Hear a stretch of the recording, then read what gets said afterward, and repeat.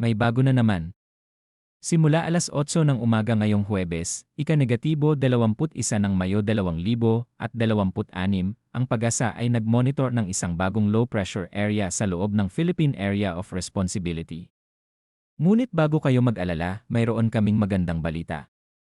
Ito ay unlikely na maging tropical depression sa loob ng susunod na 24 oras. Ang kalikasan ay patuloy na gumagalaw, ngunit ang banta ay mababa pa rin. Magandang umaga, mga kababayan.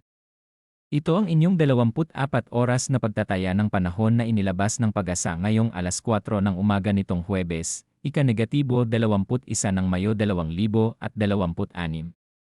At ngayong umaga, mayroon kaming dalawang pangunahing paksa na tatalakayin.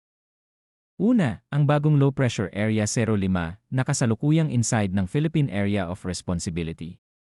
At ikalawa, ang pangkalahatang weather situation ng ating bansa ngayong araw. Simulan natin sa bagong low pressure area. Simula alas 8 ng umaga ngayong araw, ang Pag-asa ay nag-monitor ng low pressure area 05 sa loob ng Philippine Area of Responsibility. Ito ay isang bagong sistema na binibigyan ng atensyon ng ating mga meteorolohista. Ngunit ang pinakamahalagang impormasyon na dapat ninyong malaman ngayong umaga ay ang DL05 ay unlikely na mag-develop sa isang tropical depression sa loob ng susunod na 24 oras. Nangangahulugan ito na sa loob ng araw, walang expectation na ito ay magiging mas malakas, mas organisado, o mas threatening. Ito ay magiging simpleng low-pressure system na maaaring magdulot ng lokal na ulan at hangin, ngunit walang tropical cyclone characteristics. Ang mga environmental conditions sa paligid ng sistema ay hindi supportive ng rapid development sa kasalukuyan. Naaalala pa ba natin ang nakaraan? Naranasan na natin ang Tropical Storm Hagupit at Tropical Depression Kaloy sa nakaraang ilang linggo. Ang mga aral na natutunan natin mula sa mga bagyong iyon ay nananatili. Ang early monitoring at maagang impormasyon ay ang ating pinakamagandang sandata laban sa anumang weather threat. Kaya kahit na ang DD05 ay unlikely na maging serious threat, aming sinisigurado na kayo ay informed at updated sa lahat ng oras. Ang Pag-asa ay magpapatuloy na subaybayan ang DD05 at magbibigay ng regular na updates kung may makabuluhang pagbabago sa sistema. Manatiling nakatuon sa mga opisyal na advisory ng Pag-asa para sa pinakabagong impormasyon tungkol sa DD05. Pag-usapan natin ang pangkalahatang weather situation ng ating bansa ngayong araw. Ang easterlies o silangang hangin ay nananatiling pangunahing weather system na nakakaapekto sa Luzon at Visayas. Para sa Metro Manila, natitirang Luzon at Visayas, ang bahagyang maulap hanggang maulap na kalangitan na may mga isolated na rain showers o thunderstorms ay inaasahan dahil sa easterlies. Ang posibilidad ng flash floods at landslides ay nananatiling banta sa panahon ng matinding kulog-kidlat, lalo na sa mga lugar na may mahinang drainage at sa mga komunidad na malapit sa mga ilog at bundok. Para sa Mindanao, ang bahagyang maulap hanggang maulap na kalangitan na may mga isolated na rain showers o thunderstorms ay inaasahan dahil sa localized thunderstorms. Ito ay isang magandang pagbabago mula sa nakaraang ilang araw kung saan ang ETZ ay nagdadala ng mas malakas na ulan sa southern Mindanao. Ang posibilidad ng flash floods at landslides ay nananatiling banta sa panahon ng matinding kulog-kidlat, ngunit ang overall threat ay mas mababa kaysa sa nakaraang ilang araw.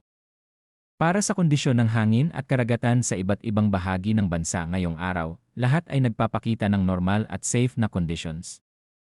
Para sa Northern Luzon, ang hangin ay magaan hanggang katamtaman mula sa silangan patungo sa timog silangan, na may coastal waters na 0.6 hanggang 1.2 metro lamang. Para sa Visayas at natitirang Luzon, ang hangin ay magaan hanggang katamtaman mula sa silangan, na may coastal waters na 0.6 hanggang 1.2 metro.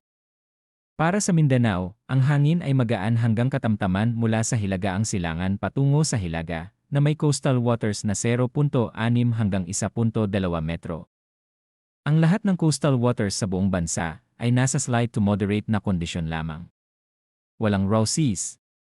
Walang gale force warnings. Walang storm surge threats.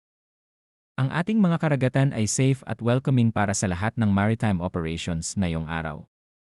Ang mga mangingisda at maliliit na sasakyang dagat ay maaaring mag-venture sa dagat ng may confidence, ngunit palaging inirekomenda ang regular na pag-check ng weather updates bago maglayad. Para sa temperatura at halumigmig, ang panahon ay nagpapakita ng interesting na pattern ngayong umaga.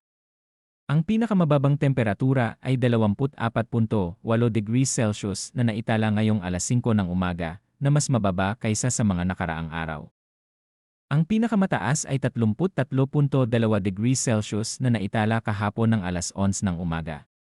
Ang pinakamababang temperatura na 24.8 degrees ay nagpapakita ng mas cool na morning temperature na sign ng pagbabago sa ating weather pattern. Ang pinakamababang relative humidity ay 51% ngayong alas 11 ng umaga at ang pinakamataas ay 73% ngayong alas 2 ng madaling araw. Ang napakataas na relative humidity sa madaling araw ay nagpapakita ng very moist na atmosphere na nagdadala ng mas mataas na posibilidad ng ulan sa maraming bahagi ng bansa, lalo na sa umaga at gabi. Para sa astronomical at tidal na impormasyon para sa Metro Manila ngayong araw, ang araw ay sumikat ng alas 5:27 minuto at lulubog ng alas 6:18 minuto. Ang buwan ay sisikat ng alas 9:45 minuto ng umaga at lulubog ng alas 11:02 minuto ng gabi.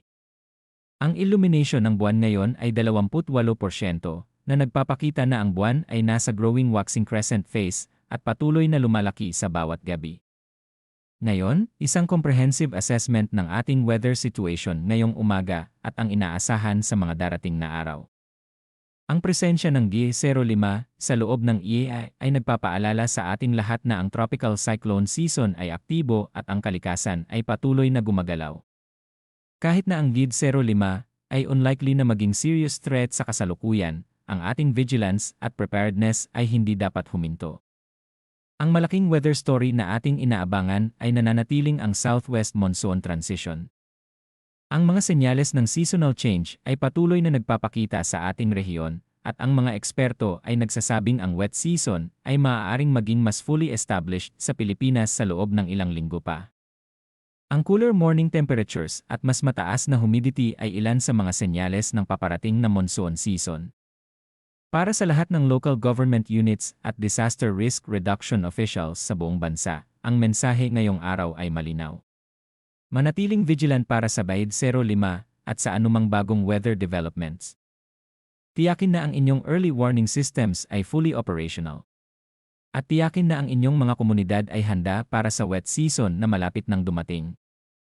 Ang susunod na weather update ay ilalabas ngayong alas 11 ng umaga. Ang monitoring ng Bayid 05 at ng overall weather situation ay magpapatuloy sa buong araw. Manatiling updated sa mga opisyal na source ng impormasyon ng Pag-asa at ng inyong lokal na pamahalaan. Manatiling ligtas, mga kababayan. Ang ating panahon ay patuloy na nagbabago at kami ay nandito para sa inyo sa bawat pagbabago.